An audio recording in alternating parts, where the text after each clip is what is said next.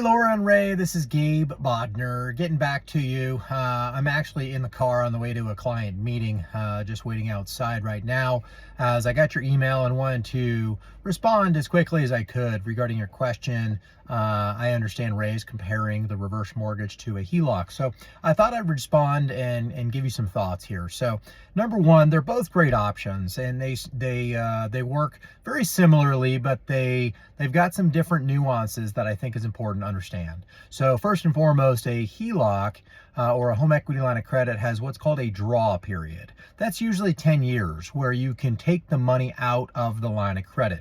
After 10 years or after the end of the draw period, you don't have access to the money anymore. Unlike a reverse mortgage where there's no draw period. You have access to the money as long as you live in that house. So it could be 10, 20, 30 years. Again, you've got access to the money in the line of credit for a much longer time frame than a HELOC.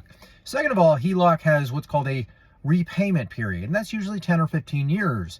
And when that repayment period occurs at the end of the draw period, your payments will actually go from interest only to principal and interest over that repayment period. So that can be a pretty large payment shock and an increase in payments, which can be financially detrimental for a lot of people as we age, where that increased payment can be financially challenging for a lot of people. Unlike the reverse mortgage where there's no repayment required. Now you can always make a payment if you prefer, and you can make an interest only payment, you can make a principal and interest payment, or you don't have to make any payment at all as long as you live in that house again. So it's a lot more flexible than a HELOC in those regards. The other point I want to make is that with a HELOC, you get qualified for a certain amount of money, and that's it.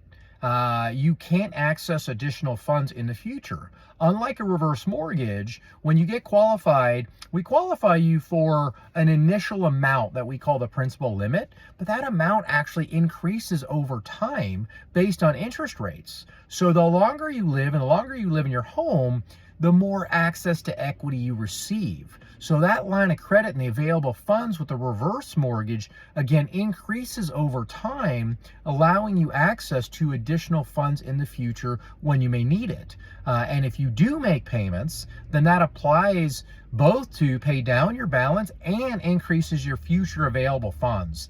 So again, great options. But I believe that the reverse mortgage has a lot more flexibility as it relates to a line of credit and the available funds in that line of credit. If you've got questions, you want to speak about it further and compare, I'd love to do that. You can give me a call at any time, 720-600-4870. Thanks so much, and you guys make it a great day.